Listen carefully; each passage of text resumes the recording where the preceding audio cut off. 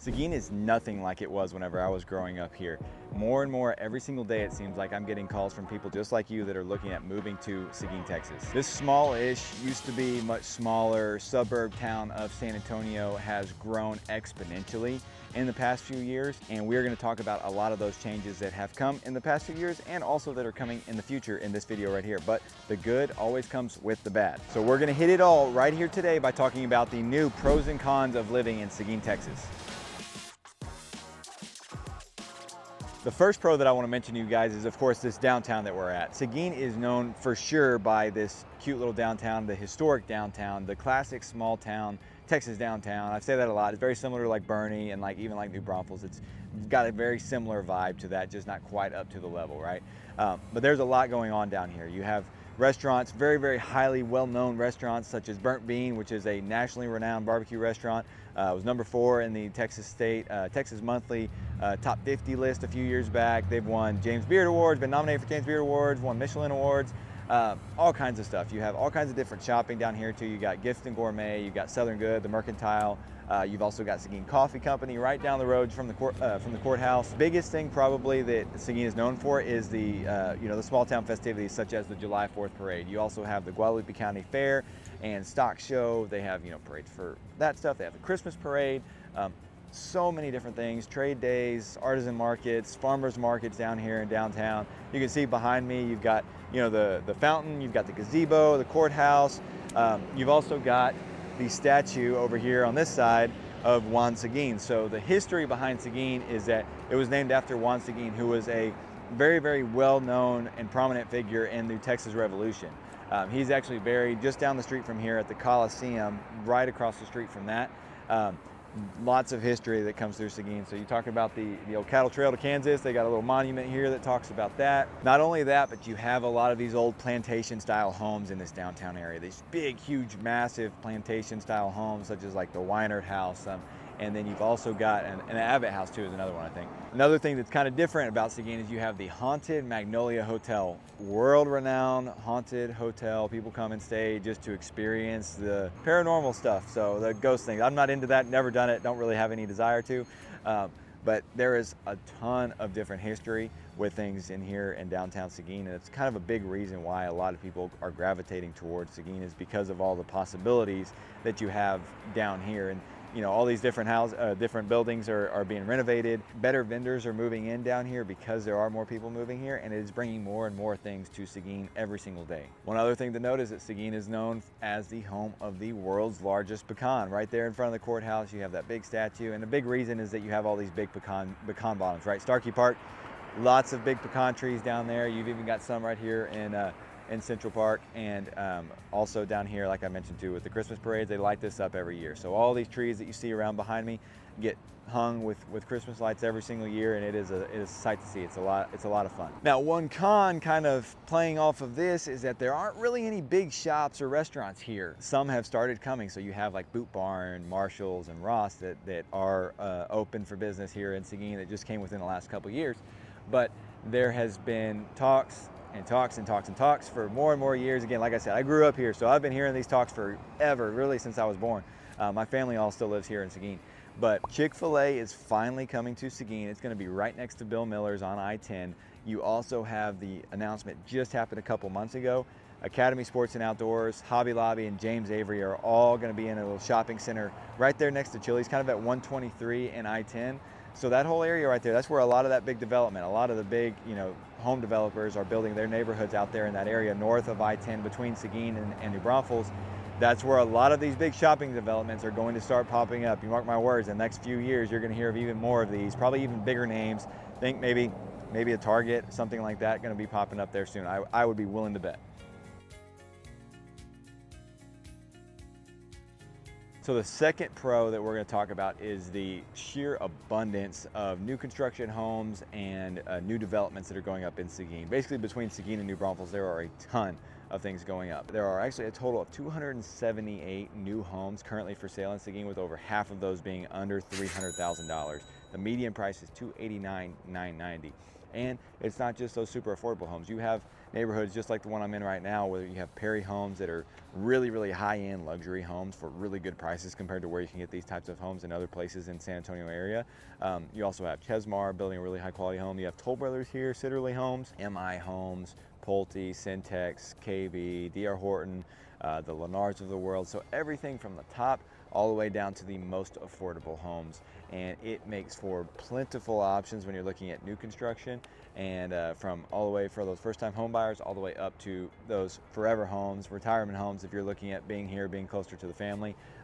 Tons of options with housing. In addition to these developments, you also have some custom home neighborhoods too, such as Century Oaks, which I did a video on with R&D Custom Homes, and then TKG Custom Homes has done a couple neighborhoods as well. Those have all sold out, but you've got several custom builders that are building some really nice custom homes in different areas. And of course, you can always buy a lot and build. And kind of going into that as well, guys, if you are thinking of moving to Seguin or to the San Antonio area, I would love to help you guys out. My name is Michael McCall. I'm with the Life in San Antonio, Texas Home Group. We specialize in helping people just like you move here to the San Antonio area, and would love to help you guys out. So if you have any questions whatsoever, whether you're moving here in 2 days or 2 years, reach out. You can schedule a call at that link below in the comments or in the description below. You can also go to the link and contact us through that, through our website, lifeinsanantoniotexas.com/contact, and let us know if you have any questions whatsoever about the area, about moving here, if you're still considering it. Again, we would love to help you, whether you're moving here in 2 days or 2 years, guys. It doesn't matter whatsoever. Let us know if we can help.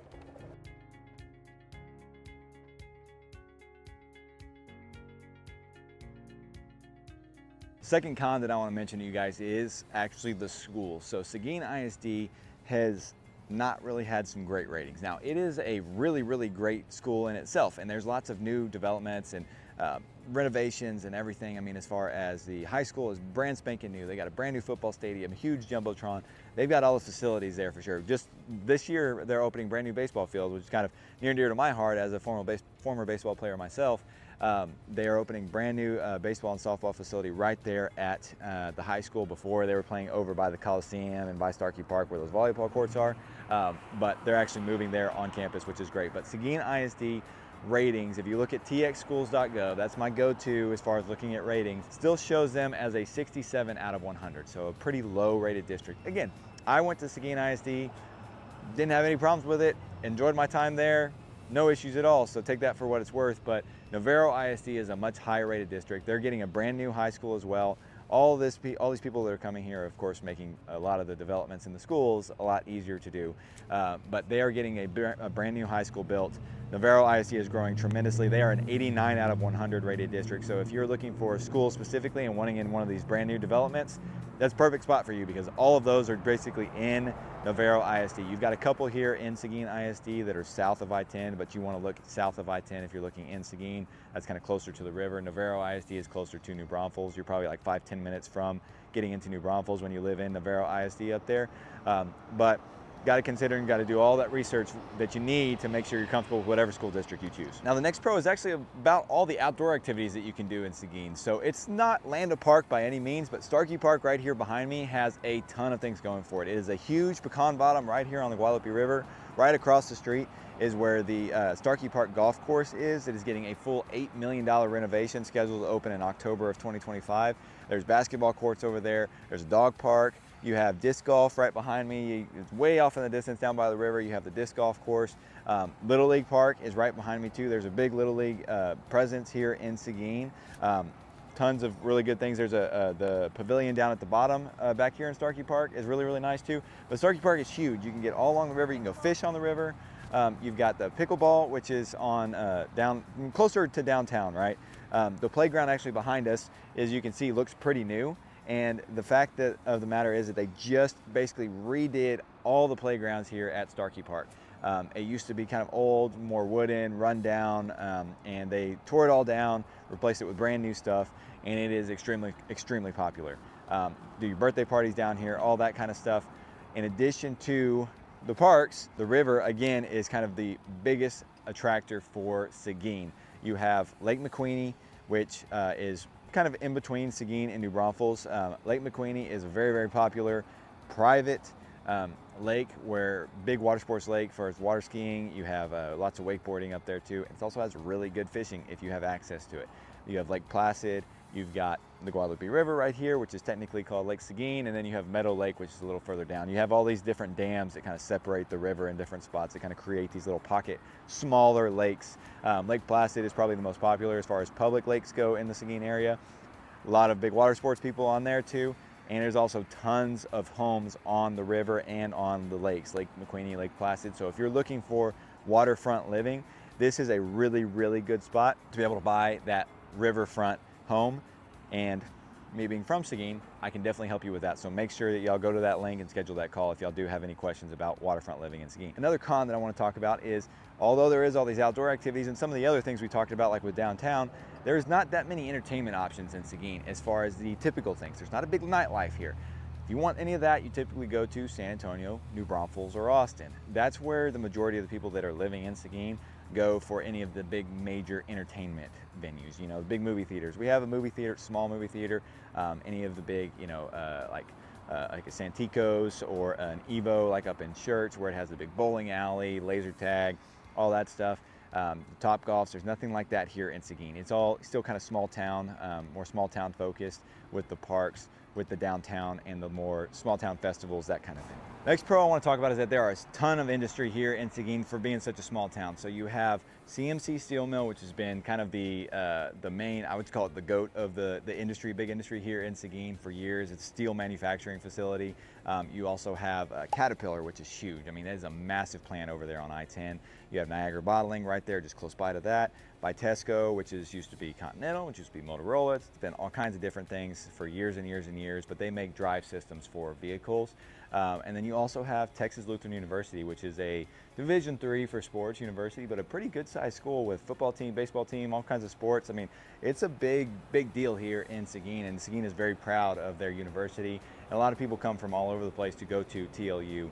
And then you also have GRMC, Guadalupe Regional Medical Center, which is a very big employer and is a big medical center, big hospital for this area of South Texas. So that in itself, all of that with that industry really makes for an attractive place to come to Seguin and actually find work here close by and live in a small town like this. And the last pro that we're going to talk about is the location of Seguin. So as you've been able to see, there are a lot of great things about Seguin.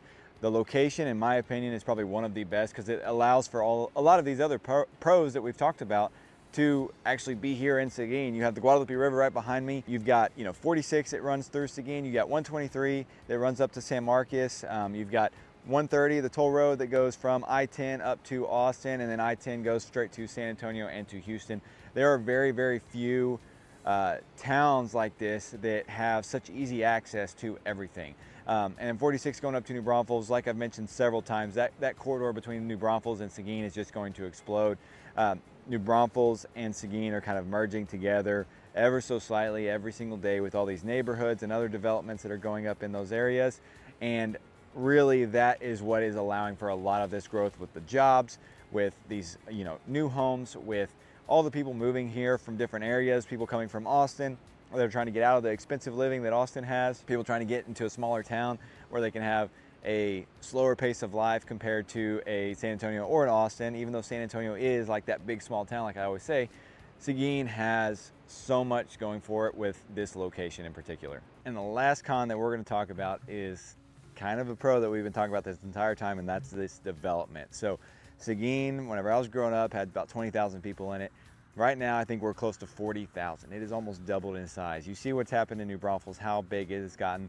It's the nature of life. Things are going to grow. Places that are, originally kind of small, kept secret, hidden gems, as you can say, eventually get found out, and they eventually grow to exorbitant levels and continue to develop, right? And that is the case with Seguin. There are over 17,000 individual residential units from apartments to houses currently in development in the Seguin area, which is just an insane number for this small of a town.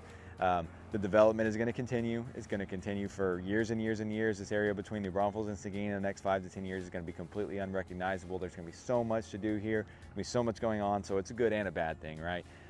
But for those that kind of grew up here in Seguin and kind of want to keep that same small town charm's still there. It's going to be there for a while. You can't get rid of that overnight, but it is going away slowly just because of the development. Now, again, it's one of those things where you hate to see it, but it is great because of all the different things that come with it.